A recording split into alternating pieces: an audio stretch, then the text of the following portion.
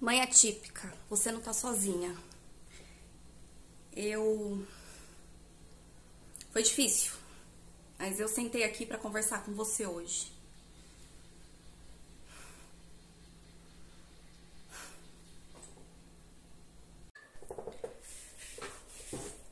Nesse canal e nas minhas redes sociais, vocês vão ver vocês verão o cotidiano de uma família que é típica e atípica.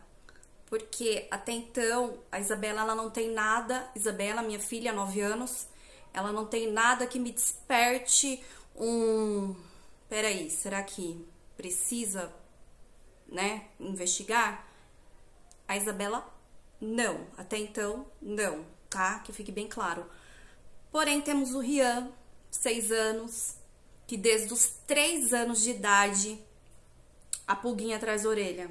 A mãe aqui correndo atrás disso, correndo atrás de por que ele se comporta assim.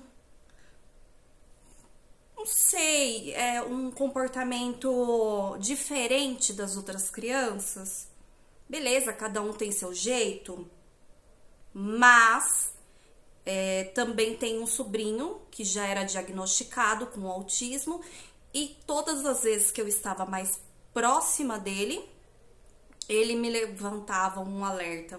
É bem parecido, né? Nossa, algumas situações que ele faz é bem parecido. Que fique bem claro que, assim como não somos iguais, tá? Isso eu aprendi com a minha psicóloga. Se quiserem me corrigir aqui nos comentários, qual a opinião de vocês sobre isso. Mas muitas vezes nós aprendemos, todo mundo é igual. E não seria nem legal se fôssemos todos iguais. Então, somos diferentes com a nossa essência, né, de uma maneira que se conectamos, né, encontramos no outro uma diferença que faz com que isso seja um mundo diverso e legal. O que é mais importante é respeitar essas diferenças um do outro, né? E voltando na questão do autismo, né, que é o assunto desse vídeo, eu via nele ali aquelas questões e aquela história, nenhum autista é igual, tanto é que várias características vocês vão ver no Rian, pode ser que não tenha no filho de vocês. Algumas características que ele não tenha, tem no filho de vocês. Então, o que faz levantar o alerta e fechar um diagnóstico, que fique bem importante, falando tecnicamente, devido eu ter estudado durante um bom tempo, estudei bastante, li livros, né? Não sou uma expert no assunto, eu sou uma mãe que, no meio de uma dor e de um desespero, começou a procurar armas e artifícios para conseguir superar isso. Então, por isso que eu estou aqui hoje. Fácil não é, a minha trajetória não é fácil e não é fácil estar aqui falando com vocês. Assim como eu fiz o vídeo da Isa alguns anos atrás, tem aqui no meu canal quando a Isa operou do coração. Aquilo pra mim foi terrível, eu vir até aqui expor. Mas por quê? Ai, poxa, de novo, falando de... No caso, não seria uma doença, no caso, seria um transtorno, né? No caso dela, é uma parte isolada. Mas eu sou mãe, gente. Eu sou mãe, eu sou dona de casa e eu me vi muito tempo nessa posição de que se eu mandar uma mensagem e ajudar uma pessoa, eu já vou ficar feliz. Então, vamos lá. Vamos no início. Como despertou os meus primeiros alertas. Com 3 anos, a fala dele ainda estava muito enrolada. Ele falava, ele sempre foi verbal, tanto é que ele evoluiu de 6 meses a 1 ano, a fala dele já tinha, como que eu falo, sílabas. Ele já falava mamã, papá, vovó, me dá, né? De 6 a 9 saiu alguma coisinha, de 9 até 1 ano e meio ele já falava pequenas frases, tá? Aí beleza, desenvolvimento até então normal, mas ainda assim eu já fiquei um pouco assim, a Isa com 1 ano e meio, a Isa já falava muito bem. Eu olhava aquele mini adulto no meio da minha casa. O Rian não. O Rian já não falava. Mas entrou aquela questão. É menino. Menino é atrasado mesmo. Ai, mãe, calma. Calma, beleza. 1 ano e meio. Com 2 anos, ele começou a ter uma espécie de mutismo seletivo. Tudo que falava, ele não respondia. A maioria das coisas. Rian chamava, não me respondia, não me dava atenção. Eu falava, caramba, tão pequenininho e pirracento, né? Porque normalmente a mãe chama porque é uma demanda. Rian, vamos tomar banho. Rian, vamos isso, vamos aquilo. Rian que nada. Rian não estava me dando, estava me fornecendo zero atenção. Com 1 ano e meio, 2 anos, isso se prorrogou, veio a pandemia, tá? E no quesito pandemia, foi quando a pandemia foram aí 2 anos, né? Então, ele passou por esse período de um ano e meio, aí ele chegou com 3 anos e meio, tá? Eu não sou boa com datas. E com 3 anos e meio, eu falei, poxa, ele não fala. Aí meu esposo, como assim não fala? Ele fala. Eu falei, amor, mas ele não fala. Como eu não sabia explicar, eu falava, mas ele não fala. Ele não tem troca. Filho, aconteceu alguma coisa, né? Aí começou a rotina da escola novamente, né? Até 1 ano e meio, 2 anos, ele foi pra escolinha, até então nada. Aí ele foi para outra escola, mudamos de cidade, tem a trajetória, né, de como foi que eu saí do meu apartamento pequenininho, fui para um apartamento maior para o meu esposo poder trabalhar em casa, home office, então tem os vídeos aqui. Mas ele não falava em trocas, eu não sentia essa harmonia com ele em relação à fala. Então, beleza. Aí fui pegar uma almofada, tá doendo aqui minhas costas. Então, voltando, a fala dele não estava evoluindo, ele estava com uma espécie de mutismo seletivo, a mãe já começou a pesquisar, comecei Google, YouTube, tananã, nananã, e veio aquela ideia, autismo, TDAH, TOD, e ele começou a apresentar todos os sintomas de tudo isso. Vamos resumir. O TEA é o espectro, né? A pessoa que tem o transtorno do espectro autista, tá? Eu não vou me aprofundar nesse vídeo, senão vai ficar extenso demais.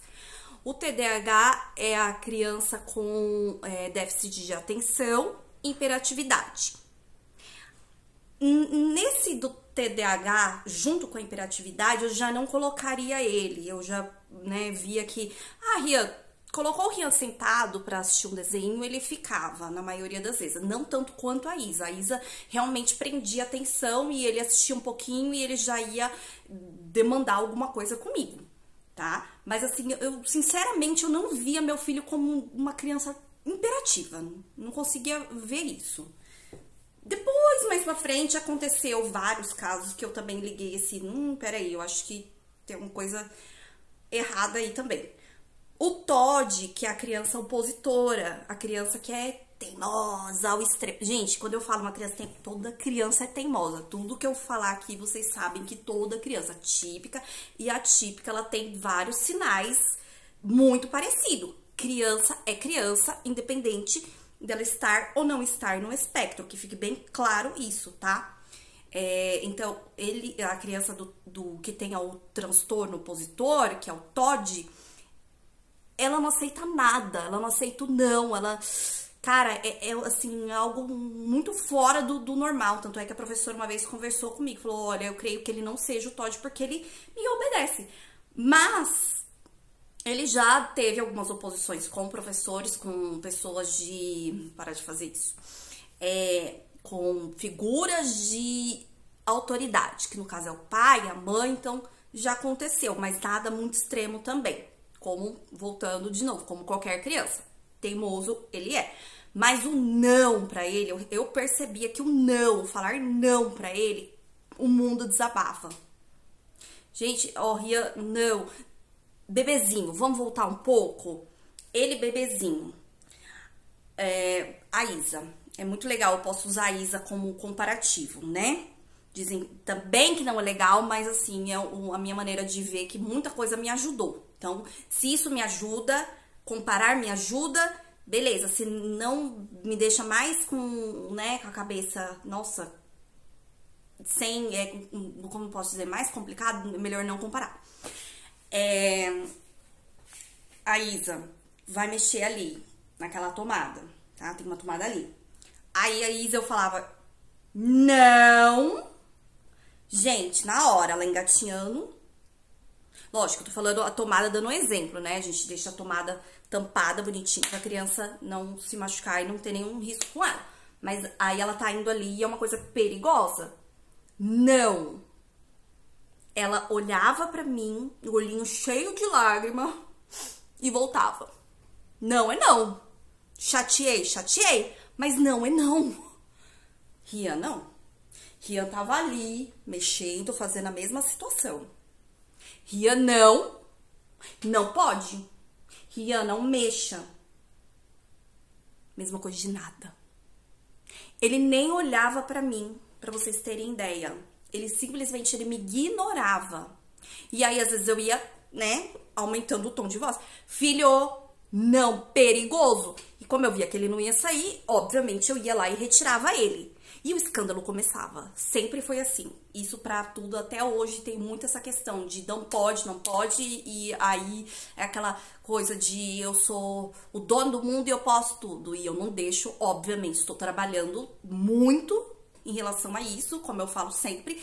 Tanto a criança típica a gente tem que trabalhar, e a criança típica você tem que trabalhar o dobro e o triplo, tá? E é exatamente isso que acontece aqui em casa. A Isa, eu ensino, eu reforço, e muitas vezes ela aprende também. Ela não é um gênio, não é uma criança Einstein, mas flui. O Rian, eu ensino, eu oriento, eu repreendo, e mais ou menos, tipo, não funciona. Na maioria das vezes, e aí eu tenho que ensinar, repreender e fazer N coisas pra acontecer do jeito que eu quero, na medida do possível também. As minhas crianças, elas têm voz aqui em casa, tudo é muito conversado, tentamos ao máximo conversar, tentamos ao máximo fazer com que eles não se sintam também, poxa, eles são seres humanos, tá? Criança, na minha opinião, tá, gente? Criança não deve ser tratada como, ai, você é criança e você não sabe de nada, você é criança e você não pode nada. Não é assim, tá? Eles têm que ter limites, respeito, temos que dar educação, mas também temos que, equilibrar um pouquinho aí, porque senão eu vou falar pra vocês, não é fácil, zero fácil. Falei, da fala, o que me chamava atenção era a fala, o comportamento dele. Na época, quando a gente pôde descer no parquinho, vou hidratar minhas pontas enquanto eu não tô fazendo nada. Mentira, tô conversando com vocês, né? Eu vou hidratando minhas pontinhas aqui. Foi liberado o parquinho do prédio. E ele interagia com as crianças. Eu sentia que ele queria estar com as crianças, mas ele brincava estranho. Era uma criança que ele provocava as outras crianças. Gente, vocês não têm noção. Ele provocava, se a gente se dispersasse, ele era a criança que empurrava, era a criança que batia. E aí virou uma situação muito constrangedora, porque assim, eu era a mãe que, meu Deus do céu, ai meu pai, a mãe do parquinho que tá chegando, ops. Eu sentia, sabe, aquela coisa assim, as meninas conversavam comigo, tal, são muito simpáticas, tudo, mas eu não me sentia, ao mesmo tempo que eu não sentia ele incluído, eu também não me sentia incluída, porque eles viam o Rian chegando, tipo, o terror do parquinho está chegando, e a mãe do terror do parquinho também está chegando. E eu estava lá, né, porque ele precisava socializar, eu sentia que já era uma necessidade, como qualquer ser humano. E até porque a Isa precisava. Então, aconteceu algumas vezes como o parquinho ele era de frente com a minha varanda, a Isa já tinha 6 anos, não era, nossa, super responsável por si. Então, já aconteceu algumas vezes de eu ficar tão assim, tão cansada, tão estressada, e deixar ela descer, vai Isa, vai brincar. Eu fico de olho. E eu ficava com ele na varanda, às vezes fazendo massinha, tintura, as coisinhas pra ele, né, que intertia ele, né? Ou até mesmo assistindo desenho, que é uma coisa que a gente tentou melhorar com o tempo e tirando cada vez mais as telas. Celular não, porque celular até hoje eu não dou. Celular na mão dele eu não dou, porque eu sei que é um terror pra tirar. Videogame, a gente até dá o videogame, é uma coisa que ele ama de paixão. O pai adora, ele gosta muito, então, infelizmente, o videogame é muito complicado. Então, a Isa descia pro parquinho e eu ficava ali olhando ela e sentia que era muito mais, assim, eu já estava sentindo que é uma coisa terrível, assim. Mas eu vou falar a listagem, fica até o final do vídeo, que eu vou falar os principais sintomas e algumas situações que me fez cada vez mais ficar em alerta com ele. Então, a questão do parquinho é muito importante, porque é quando a criança socializa, né? No caso, ele está entre outras crianças, que é quando melhor você vai perceber que se a sua criança, ela brinca ou não brinca diferente, se ela aceita a brincadeira, se ela aceita dividir. Então, é uma coisa muito importante que eu, inclusive, ouvi até uma coisa que eu nunca vou esquecer de uma psicóloga. Você deveria já ter ensinado seu filho a dividir. Poxa, mas se eu tô passando um problema pra você, profissional, é porque eu não tô conseguindo resolver, cara. Tá difícil pra mim. Como assim a psicóloga jogou a carga em cima de mim e já me senti, tipo, louca, a mãe que não presta pra nada, né? Falei, caramba, eu cheguei nela e falei, olha, ele não divide. E ele não divide num nível, assim, extremo. Tanto é que ele tinha um carrinho, até pouco tempo, gente, ele tinha o Oli, que ele arrasta o bumbumzinho, assim, ia com a perninha. As crianças surtavam com aquele carrinho, porque é um carro grande, assim. Tanto é que ele usou até pouco tempo, então é um carro bem grandão. E ele não dividia aquilo lá por nada. Óbvio, é um apego maior com as coisinhas deles. E, mais uma vez, criança típica também tem isso. Mas chega um momento que você percebe que a sua criança, ela começa meio que dividir, porque ela pensa assim, pô, se eu não dividir, é a lógica, eu vejo pela Isa também, tá? Mais uma vez, comparativo. Se eu não dividir, eu também não vou ser inserida. E pra ele, não. Pra ele, não vou dividir porque é meu e ponto, acabou. Isso até 5, 6 anos ele tinha, e tem, até hoje ele tem muito disso, o que é meu, e aí ele pensa assim, dependendo da pessoa, ele até divide um pouquinho, e dependendo ele... Então essa coisa da divisão, assim, de emprestar pro amiguinho é muito difícil pra ele. Gente, isso causa um sofrimento, que eu olho pra trás e eu falo, cara, era terrível, porque uma vez a menininha queria muito, e eu nem sei, até hoje eu penso que eu acho que eu fiz errado mesmo, realmente. Eu segurei ele. Eu falei, ela queria muito ir no carrinho e ele foi. E aí eu falei, vem, senta no carrinho, né? Pra matar a vontade da bichinha. Eu morro de dó também, criança, né, gente? Aí segurei ele ali, prendi ele. Ai, nossa, mas foi uma crise, foi um auê, foi uma birra, foi um troço assim. E eu morrendo de vergonha, porque eu falei, cara, todo mundo tá dividindo, todas as crianças brincam e trocam. E ele na mesma faixa etária ali, ele simplesmente não rolava. Então, aconteceu esses alertas. E aí, quando... Vamos respirar. Então, vamos lá. Quando eu comecei a investigar, realmente, levei no médico para investigação. Uma das mães, tá? Uma das mães ali do parquinho...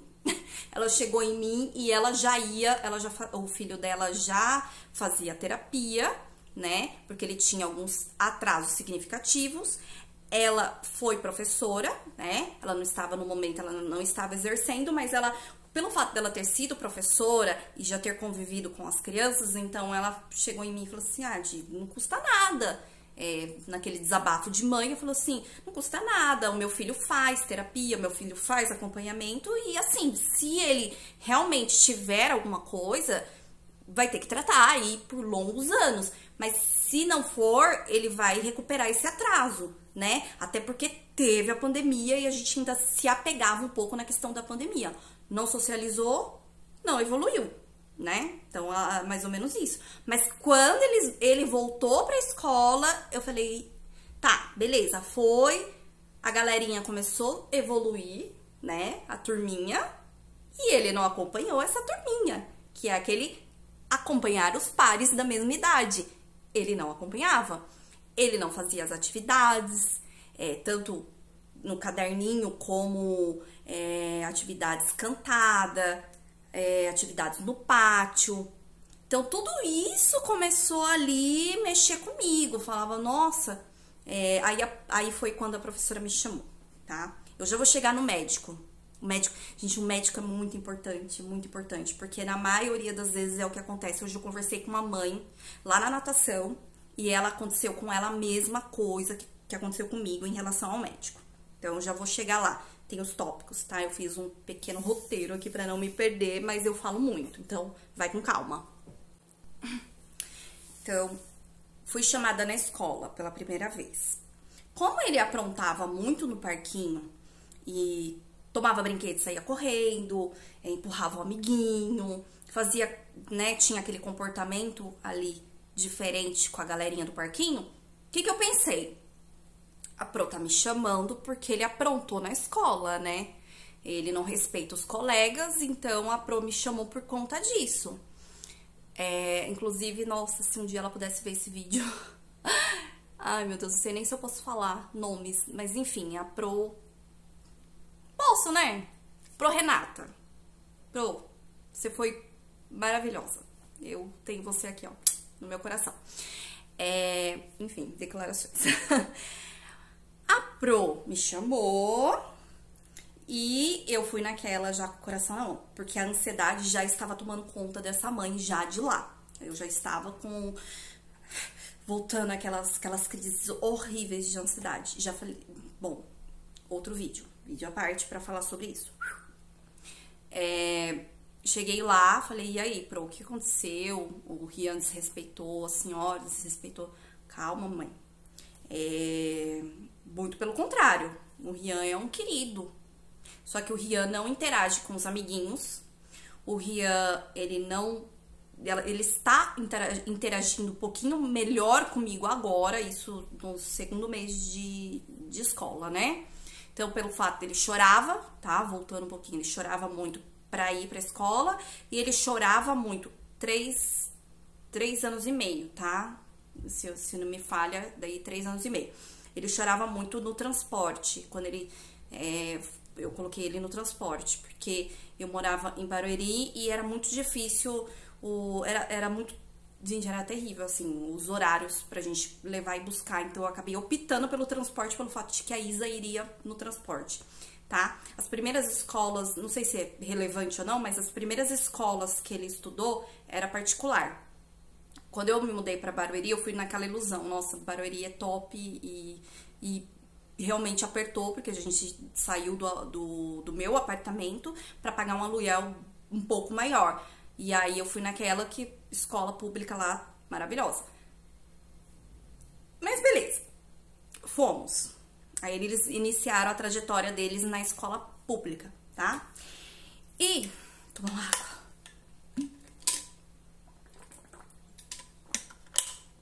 Como eu tô falando, são professores e professores. No caso, ele teve, antes dessa Pro, teve outra, foi outra escola, porque eu fui maternal. Eu não me sentia muito segura, e aí eu fiquei balançada. Mas aí continuei, depois surgiu aquela culpa materna de será que realmente aquela escola foi legal pra ele? Porque daí ele começou um sofrimento muito grande com a escola, e depois vamos dizer que eu conciliei isso com o espectro, né? Talvez seja mais ou menos isso mesmo. Aí voltando na Pro. Ele não interage, ele não fala e ele não participa. Eu falei, mas ele briga? De novo, né? A preocupação. Mas ele briga, ele bate, ele agride? Não. Ele simplesmente não... Ele nem briga, nem bate, nem nada. Pelo contrário, às vezes as crianças já na idade dele já tava, né, querendo brigar. Normal, como qualquer criança. E ele não revidava. Então ele era na dele. Na escola ele era assim o comportamento. No parquinho era daquele jeito que eu contei anteriormente. Comigo em casa ele tinha um comportamento muito difícil. Já estava ficando cada vez mais difícil. Vamos tomar banho? Choro. Vamos cortar a unha? Meu Deus.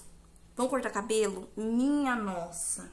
Gente, era tudo tudo muito, muito difícil. A Isa, cortar a unha, dava trabalho, até uns 2 aninhos e meio, eu lembro que uma vez até levei na manicure e deu trabalho, mas cortou, né? Deixava cortar.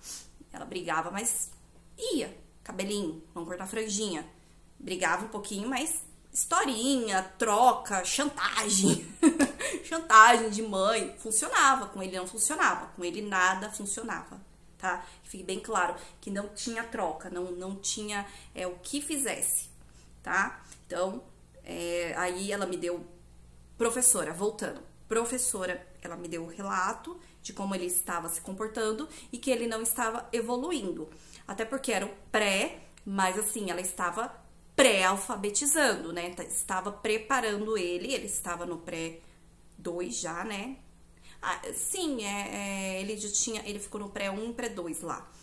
E aí, ela já estava preparando ele para alfabetização, mas ele não tinha interesse nenhum, gente, zero, até hoje.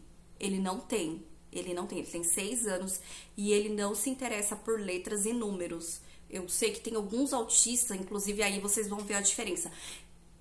Como eu tive convivência também, já no outro condomínio, com alguns autistas, tinha um específico que ele gostava muito de número, ele gostava muito de letra, era uma coisa surreal, assim, eu ficava, nossa, é um hiperfoco bom, né, quando gosta de letra e gosta de estudar, mas o Rian não.